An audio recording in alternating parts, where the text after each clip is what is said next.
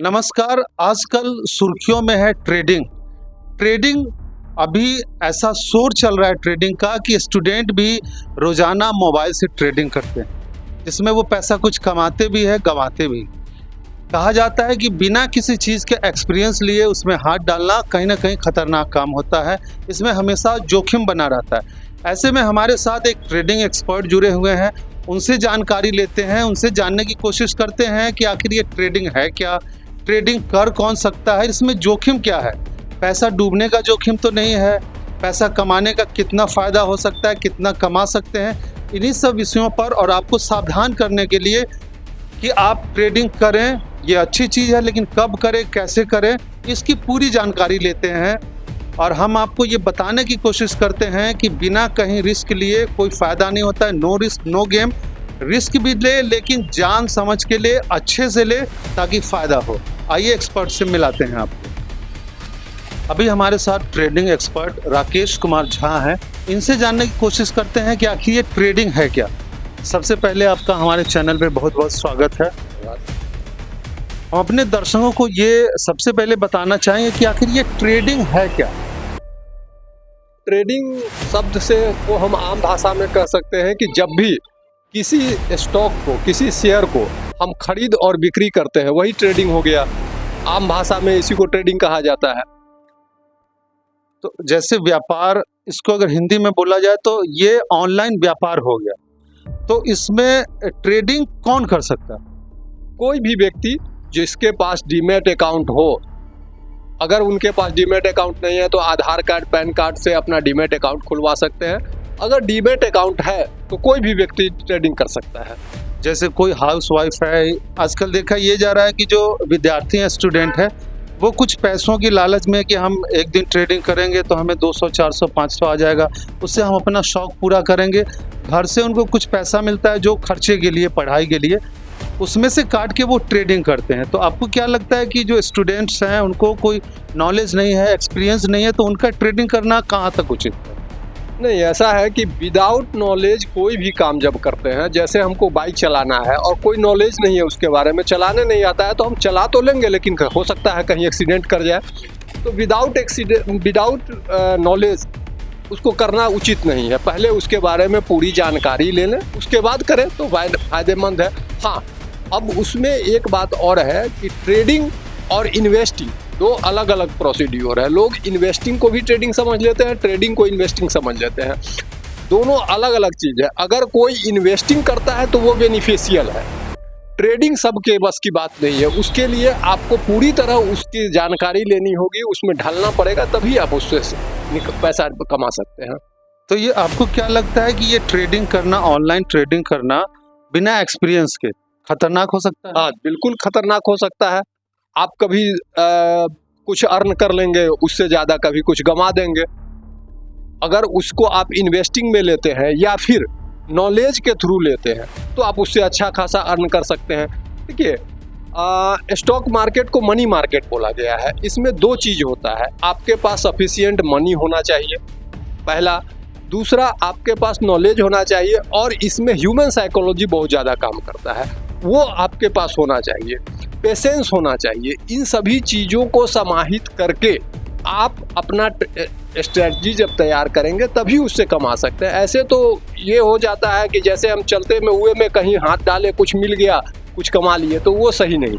तो ये अभी बात आई डीमैट अकाउंट की, तो बहुत सारे लोग ऐसे हैं जिनको ये नहीं पता कि आखिर ये डीमैट अकाउंट है क्या, खुलता कहाँ है, और इसका कोई एनुअल चार्ज भी होता है क्या?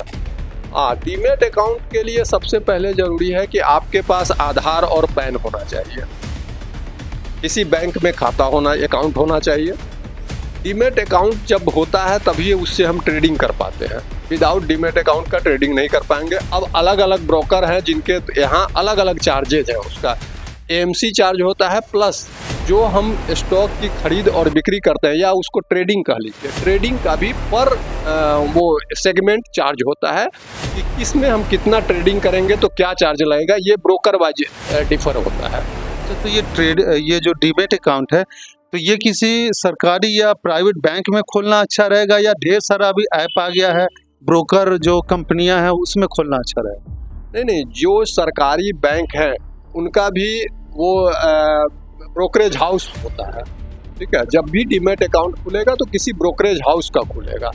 अब उसमें होता है एक फुल ब्रोकर होते हैं और एक होते हैं केवल आप उसमें ट्रेडिंग कर सकते हैं। फुल ब्रोकर में क्या होता है कि वो आपको ज़्यादा सुविधा प्रोवाइड कराते हैं, तो उसमें क्या होता है कि आपके चार्जेज जो हैं वो अधिक हो जाते हैं फुल सर्विस ब्रोकर में। लेकिन अगर आप फुल सर्विस ब्रोकर में नहीं जाके किसी अन्य से करते हैं, जैसे कुछ है नाम वगैरह जीरोधा वगैरह, तो उनका चार्जेज कम है, ठीक है। तो एक बात बताइए हमारे दर्शकों को कि आखिर पैसे किसी के पास थोड़ा सा पैसा है, उसको इन्वेस्ट करना, उसमें ट्रेडिंग करना उचित है, या इन्वेस्ट के लिए कुछ अलग से पैसा हो उसको लगाना उचित? आप इन्वेस्टमेंट के लिए उसी पैसे का यूज करें जिस पैसे की तत्काल आपको आवश्यकता ना हो। अगर वो पैसा जब भी आप इन्वेस्ट करें तो उसमें पहले ये देखना पड़ता है कि हम कितने दिनों के लिए कर रहे हैं। तो जितने दिनों का करते हैं उतने दिन तो मेरा फंड ब्लॉक है, उस पैसे का अभी फ़िलहाल हमको कोई काम नहीं है। और उस पैसे को हम जब इन्वेस्ट कर लिए हैं तो ऐसा भी कोई ज़रूरी नहीं है कि उतने दिन में वो रिटर्न हमको दे ही दे, क्योंकि हम जब स्टॉक मार्केट में जब जा रहे हैं तो इसकी कोई गारंटी नहीं है कि वो दे ही दे उतने दिनों में। तो हमारे पास सफिशिएंट फंड होना चाहिए, ये बहुत ज़रूरी है। कुछ लोग करते हैं कि सुबह वो कुछ खरीदते हैं, शाम को बेच देते हैं और बोलते हैं कि हमें 200, 500, 1000, 1500 ऐसा कुछ फ़ायदा हुआ है। तो ये कैसा है, ये कौन सा ट्रेडिंग? हाँ, ऐसा है कि वो इंट्राडे ट्रेडिंग कहलाता है। इंट्राडे ट्रेडिंग में क्या होता है कि जैसे हमको कुछ अनुमान है, एक तो होता है कि विदाउट कोई नॉलेज का कुछ लोग अंदाज से लगा दिए, सुबह में पैसा किसी स्टॉक में, अगर वो चल गया तो कुछ दिन भर में दे दिया। ऐसा भी होता है कि वो नहीं चला, वो नीचे चला गया तो आपको लॉस दे दिया, लेकिन लॉस को कोई बताते नहीं है, वो सिर्फ फायदे को बताते हैं। ढेर सारी अभी कंपनियां ऐसे बोलती हैं कि मैं आपको ट्रेडिंग का वो ट्रेनिंग दूंगा, मैं ट्रेडिंग का आपको एक्सपर्ट बना दूंगा। तो इन सब दावों में कितनी सच्चाई आपको लगती है? देखिए, इसमें मैक्सिमम ऐसे हैं जो ट्रेनिंग के नाम पर लोगों को गुमराह करते हैं। अगर कुछ ऐसा होता तो सबसे पहले तो वो इतना कमा लेते ना। जब आप हमको बता रहे हो कि आप हमको इतना रुपया लगाएंगे, इतना रुपया इतने घंटे में पालेंगे या इतने दिनों में पालेंगे, तो इतनी जानकारी जब हमको है और उतने ज़्यादा परिपक्व अब हम हैं, तो फिर हम अपना पैसा लगा के उतना क्यों नहीं कर लेते हैं? मेरे पास नहीं है कोई, किसी से कर्ज भी लेंगे, अगर बैंक से हम लोन लेते हैं तो मैक्सिमम 15% हमसे इंटरेस्ट चार्ज करती है। मुझे पता है कि एक दिन में हम 10% कमा सकते हैं, 2 दिन में हम 10% कमा सकते हैं, तो बैंक से लोन लेके क्यों नहीं कर लेंगे कि हम दूसरे को उसमें ये करेंगे? ये कहीं ना कहीं लोगों को भ्रम में डालें। ये भ्रामक न्यूज दे के लोगों को अपने जाल में फंसाना है, ठीक है। जाल में जब फंस जाते हैं उसके बाद जब वो ट्रेडिंग करते हैं उनको खुद पता चल जाता है कि नहीं, ये तो गलत है, ऐसा हो ही नहीं सकता है।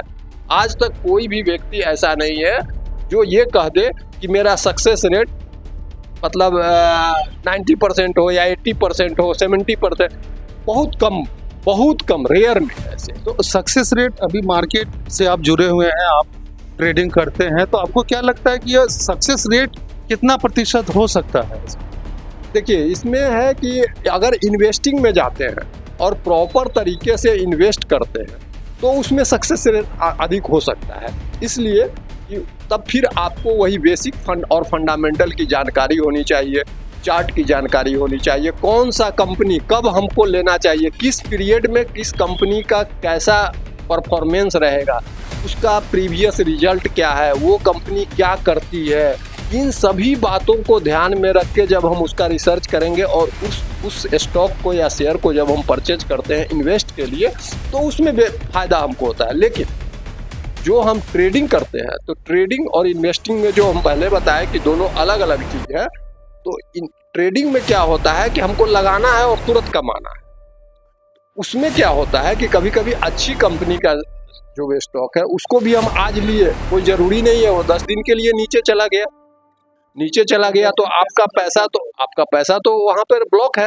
या तो आपके पास अधिक पैसा है तो फिर आप उसको और परचेज करिए, ठीक है। तो ये प्रॉपर जानकारी के बिना ये सब अधूरा हो जाता है। आपको क्या लगता है कि अपने आप को इस ट्रेडिंग में एक्सपर्ट बताना अतिशयोक्ति होगी क्या? कोई बता रहा है कि मैं एक्सपर्ट हूँ, तो आपको क्या लगता है कि एक्सपर्ट हो सकता है? एक्सपर्ट हो सकता है, लेकिन अब ये जो आजकल ये मकर जाल चल रहा हुआ है कि मेरे पास आइए, हम आपको सिखा देंगे, 1 महीने में आप ऐसा हो जाएंगे कि इतना लगाएंगे इतना पा लेंगे, ये सब भ्रम है।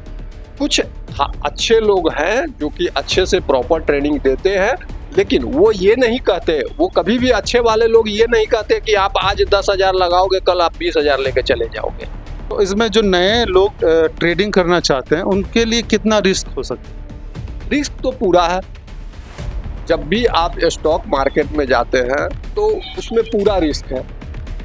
अब ये कहा जाता है कि विदाउट रिस्क नो गेन, जितना ज़्यादा रिस्क लेंगे उतना ज़्यादा फायदा है।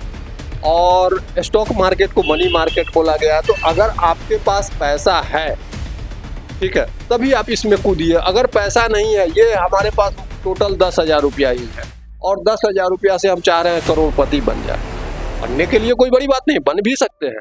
लेकिन अगर हमारे पास प्रॉपर जानकारी नहीं है तो हो सकता है वो 10,000 भी मेरा जीरो हो जाए।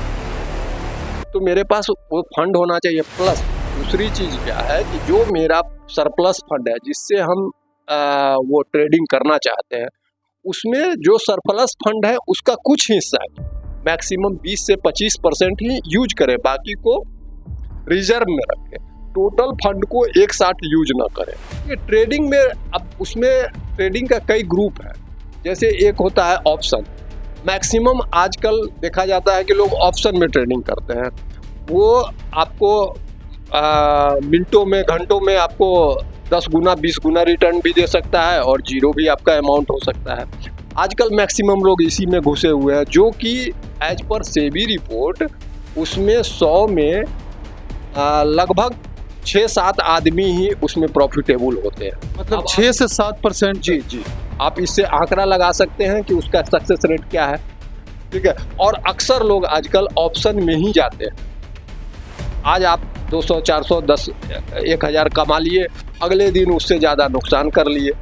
अगर वही आप इन्वेस्टिंग में आते हैं, प्रॉपर तरीके से जानकारी लेके इन्वेस्ट करते हैं, तो बुरा चीज़ नहीं है।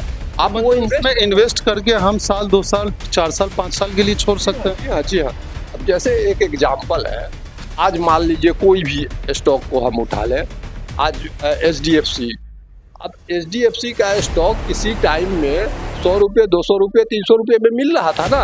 उस समय जो लोग इन्वेस्ट किए होंगे और उसको प्रॉपर तरीके से रखे हैं, तो आज उनकी वैल्यू 1500-1600 रुपये है कि नहीं है। तो ये इन्वेस्टिंग है।